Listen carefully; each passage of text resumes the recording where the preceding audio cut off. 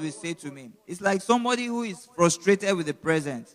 Somebody who does not have the kind of life that he wants to have. Or maybe somebody that even has a good life, but he wants something better. He says, I will stand upon my watch. I will stand to see. Some other versions say, I will stand upon my tower. I will go to a high place. I will do something I've never done before to achieve something new, something bigger than who I am right now, something bigger than what I perceive in my spirit right now. He says, I will watch to see what he will say to me. So this talks about a man who is eager for something bigger. He's eager for something greater. He's praying and saying, I want you to show me something new, something I've not seen before. So vision is for people who are tired of the present situation. So I'm saying this morning, if you are tired, if you are frustrated and all that, this is not your time to give up. Instead, it's a time for you to seek a bigger vision from the Lord. It's a time for you to begin to say, God, what do you want to do through me? What do you want to achieve through me? And when you do that, you discover that you begin to have a reason for living.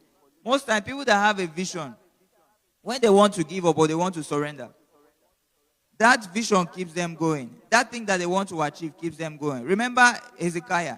Hezekiah was told that he was even going to die, but he still had a plan. He said, God, remember what I have done. Remember the things I have done, for your kingdom. Remember all I've done. And he still had great plans. And because of that, God extended his life by 15 years. So why should somebody's life be extended who is not doing anything meaningful? So when you come to that point where it's like you feel like giving up, that is the time to say, Lord, give me something bigger. Give me a vision that can keep me running. Number 2, vision needs to be written. Vision needs to be written. So in verse 2, you see there, it says, the Lord answered me and said, write the vision. You might have it in your head. You might know what you want to do, but you need to write it down. It says, write the vision. Writing vision is very, very critical. Recently, I went back. There was something I needed. And then after a while, the thing came. So, but I had even forgotten that I wrote about it some time ago. So one time I was going through the things that I had written down. And then I saw that, hey, this thing was on the list. So there is something about writing down the vision.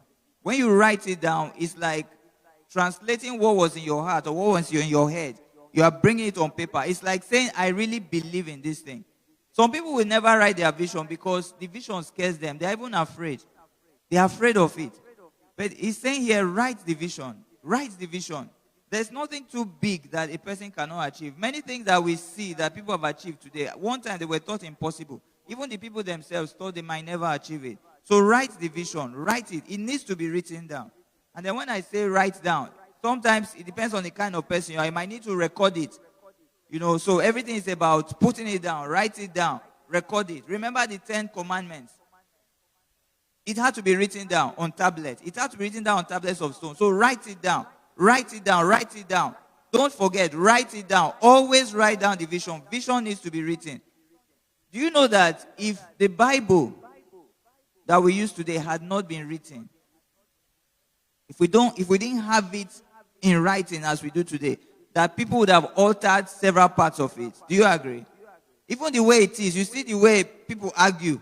You see the way people flagrantly, do things that are contrary to the Bible. So now imagine that we didn't have a Bible written down. Someone will now tell you, in the Bible, that is what was written, and you don't have it written. So, but because every one of us have access to it, then people cannot deceive you. So write the vision.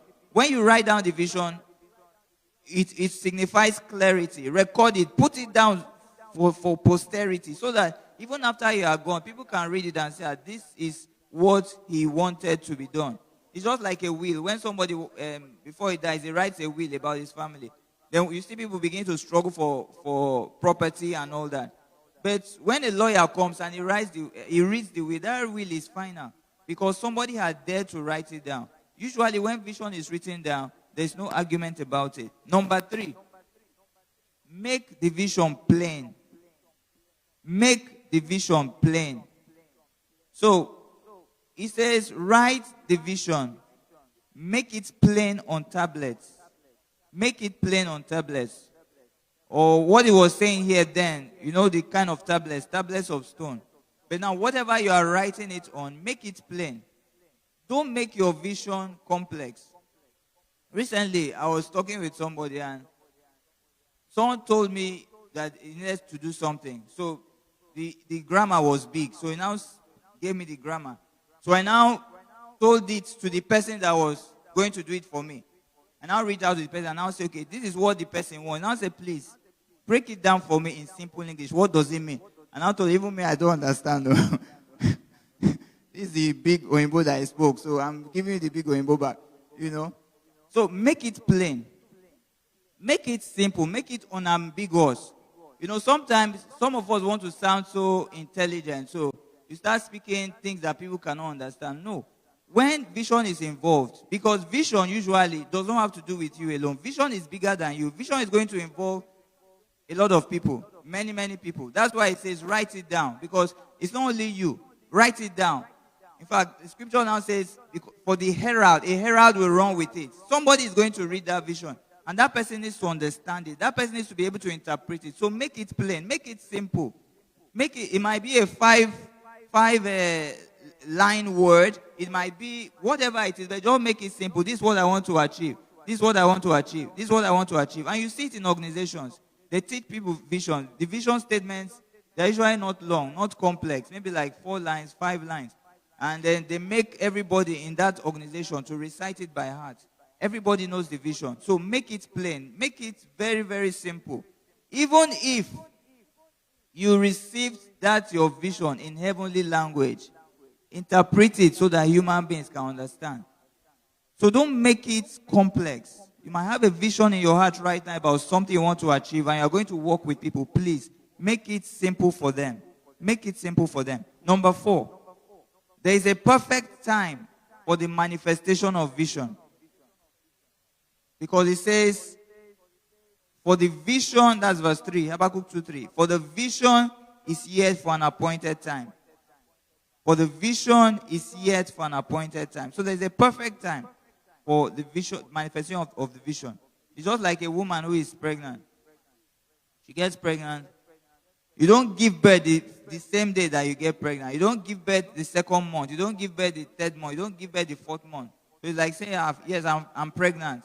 So no matter how you go and buy baby things and do everything, the baby will come when the baby will come. So the vision is for an appointed time. The same thing, God has laid some powerful thoughts in our hearts. He has dropped some wonderful things that we need to achieve in our hearts. But I need you to know that there is an appointed time. So don't go ahead of yourself.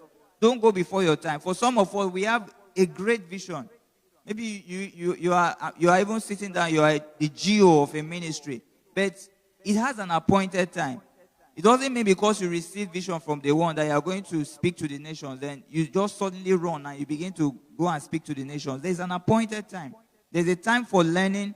There's a time for observation. There's a time for growth. There are many things that a person needs to pick up. It's just like a child. Sometimes when a child is with the parents, the child feels caged, that the parent is holding him down or holding her down. And you say, I can't wait to be on my own.